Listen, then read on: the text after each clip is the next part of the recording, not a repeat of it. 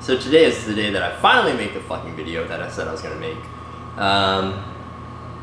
This car right in front of you guys right here is the uncompleted Jay's Racing Type GT, and then there's my car, which is the completed one. So this one is an 04, I believe. I always forget. I know too many S2000s. So this one has contact supercharger, and then mine is Crossworks. So that one's 07. And today we'll be going across what it looks like unfinished, unpainted, how it arrives, what pieces you can choose in carbon, what pieces that I don't have or didn't have before, wheel fitment, how everything kind of fits and how everything kind of goes together. And yeah, finally making the video. So let's fucking get started. So we'll start with the front here. So front bumper, splitter, these are obviously a must.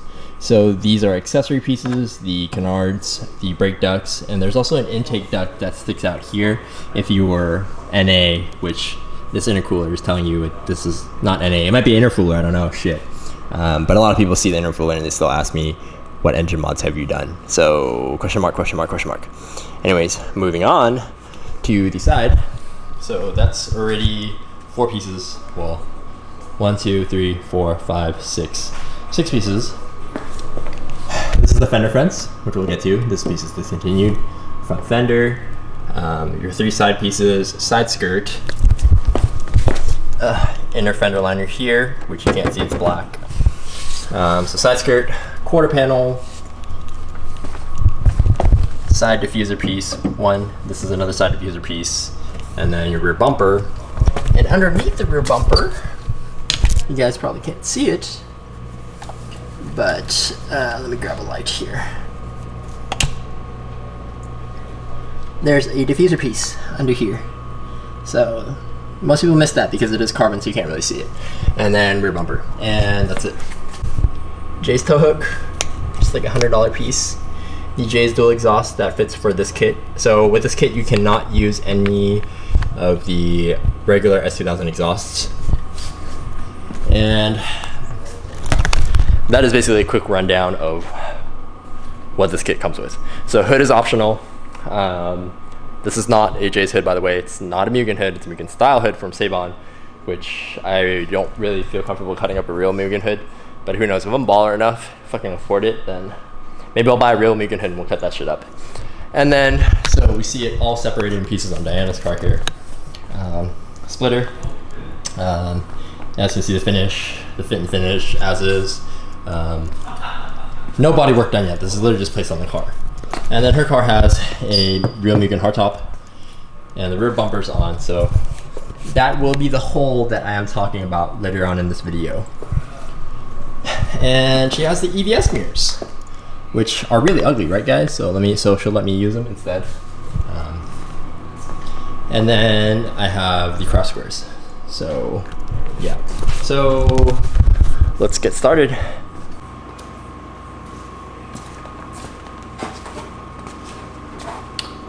So I think many people have this question of why is this body kit seamless, or why does it even have rivets on the outside, on the exterior?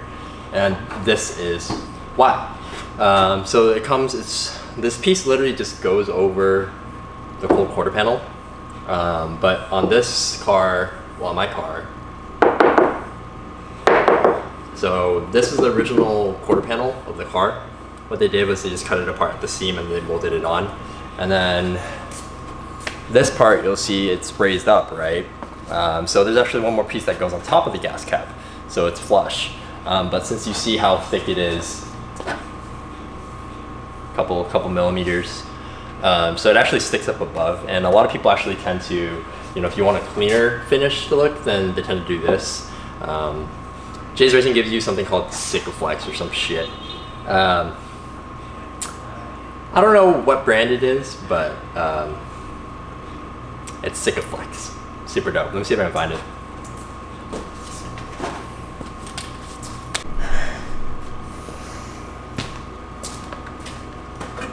So I can't find it, but it's called Sikaflex.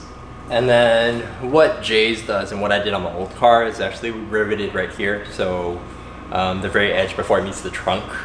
And then I riveted right here, and then the inside here, because it's just it's supposed to just tuck inside. But this one's molded on my car, so side skirt's molded too. And then this piece is fiberglass. It is fairly flimsy.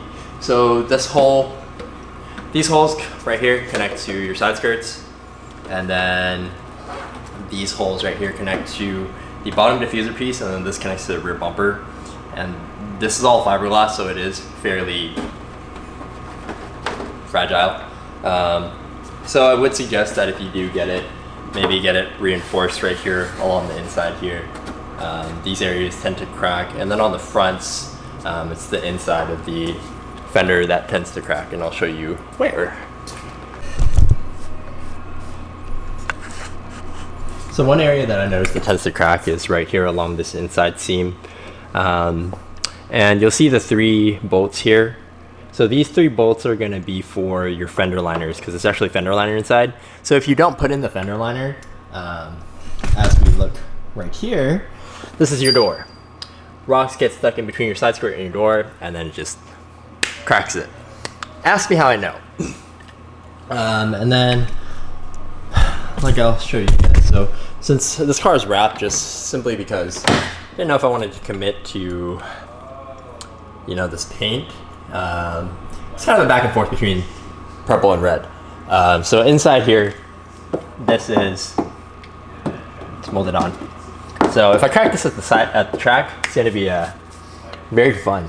And then caution, not a step, bitch, because people like to ask if this is a step and if I can step on it. So the question is, the answer is no. So you don't even have to ask anymore. And even as a joke, it's fairly not funny, but. And then all the carbon accent pieces here. So this is labeled as the Fender Fence. This piece is discontinued from Jay's Racing. And then these carbon accents are available to purchase still. So everything but this piece is discontinued. Don't cheap out. If you're gonna purchase the kit, just pay the couple extra $100 or whatever it is to get these in carbon, because that really makes a difference to your kit. If you get full FRP, it's pretty shitty. And here are 3 more pieces in this picture, well, in this frame right now. So this is the canard, this piece is carbon, this piece is carbon, and then this piece is FRP. So I actually took it off the other kit that we're putting on Diana's car. And this seam right here, you guys can see this is just where the seam is for the carbon. And there's a seam right here, so there's gonna be a seam on the other side too. So it's multiple ones pieced together. I do suggest getting the brake ducts, because the brake duct's attached to the upper bumper and to the bottom of the splitter, so it's kind of like a chassis mount bracket. Even though this does bolt to the underside of the radiator, it's still kind of a flimsy piece of carbon here. And then this vent here is, it's one piece with a bumper, even though it's kind of glued on. This piece I would suggest to paint black or to just leave it. If you're gonna wrap it, it's gonna be a pain in the ass to wrap. So usually best just to paint it before you do any of the whatever. And a lot of people tend to think that you can just wrap over shit. How the quality of the paint or bodywork underneath actually plays a very big part in how your final product comes out for the vinyl wrap. And then obviously between different vinyl brands, there are going to be orange peel and this and that. So there's many factors that contribute to how nice a wrap job comes out to be. And since this color is 3M, it's one of the shittier sides, which does have a lot of orange peel. This is 1080. 3M has come out with a 2080 series, which is supposedly better, but who knows. I'm probably never going to wrap another car again, even though kind of in this industry, but I personally do not like the finish of wrap. But, you know, fuck it, it's the quickest one, right? It's the quickest way to get it how I want it to be. And so if we open Diana's door here, we're going to see that there are screws, well, just kind of self-tapping screws right here, but these are going to be replaced with nutserts. So that would be the more proper way and better way than molding it on. And then this was for the original CG flare, so these are what riv nuts are. Instead of just fucking self-tapping it into the body, this is another way to get a cleaner finish. And then some people have, they have riv nuts, then they put the bolt in and then they mold over it, which is also another way to have a clean finish and still have the structural rigidity of of having bolts holding it on. But I'm not a professional at bodywork, so I cannot tell you whether or not this is well, putting these in and then putting the flare on, putting the bolts in, and then molding over it, if that's the proper way to do it or not. Oops.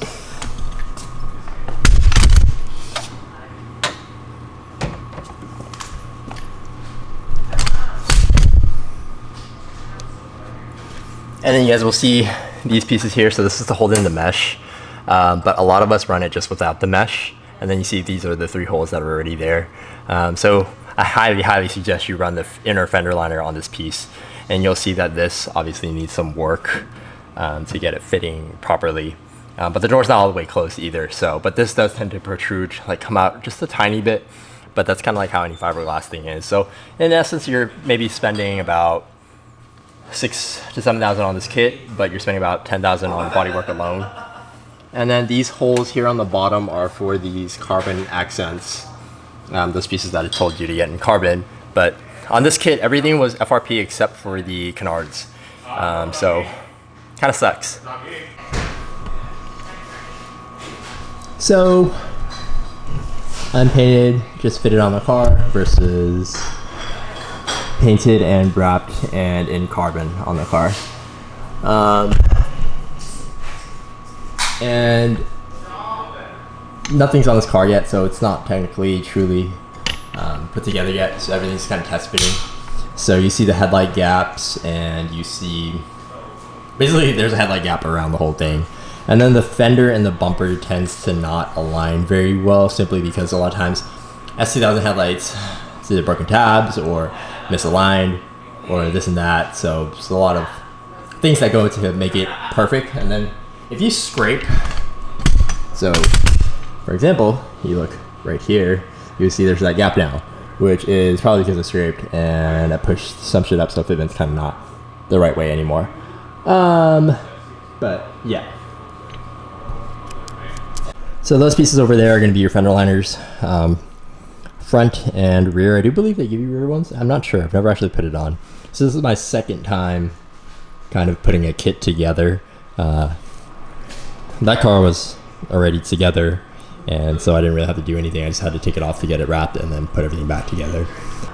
Wheel fitment is the next question. So, well, here's some tire on the inside of my Fender.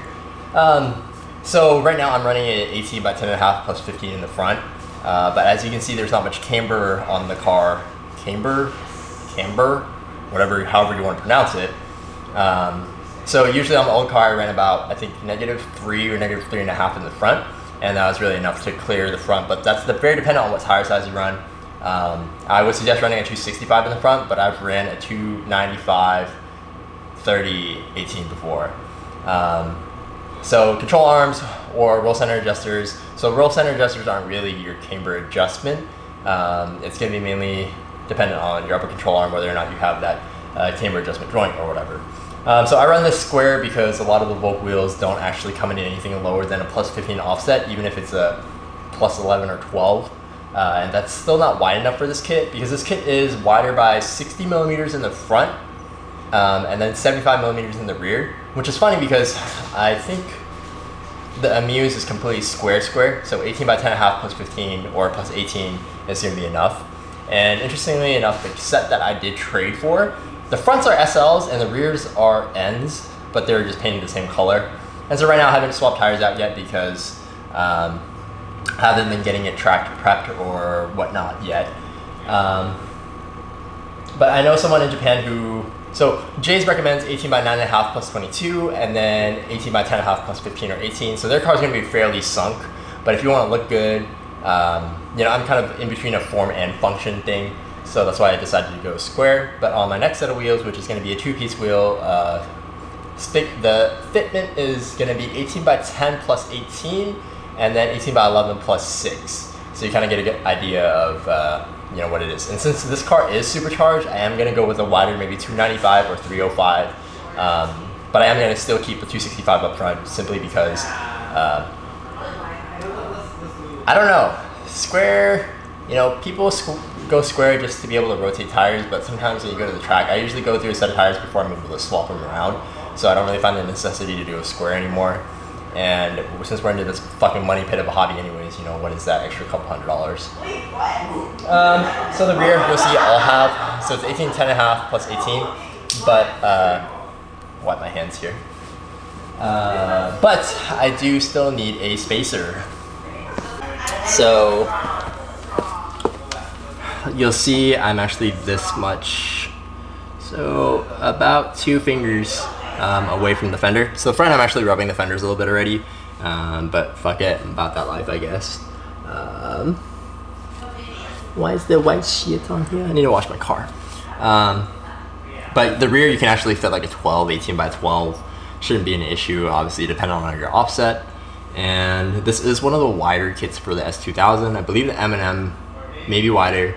And then the Pandem, I believe, actually, contrary to what I thought, it's actually not as wide as this kit, but I'm not completely sure. I haven't seen too many up close. So the one at AeroWorks, I gotta do a direct comparison. And you'll see this piece was actually wrapped in one piece by my guy Peter. So it actually looks pretty flawless. In the sun, you don't see too much of the orange peel, but since we're under artificial lighting right now, the orange peel is gonna be very obvious, and that's, the finish on the paint wasn't the best, but at the same time, 3M film, a lot of people think that 3M is a big company, so they think that their film is probably the best, but there are actually a lot of other options. I do suggest PPF in a lot of the car. A lot of the areas are high impact, and you will just fucking eat through that shit straight to the primer. Yeah, so areas like these, and behind here, and behind the wheel wells, and this and that.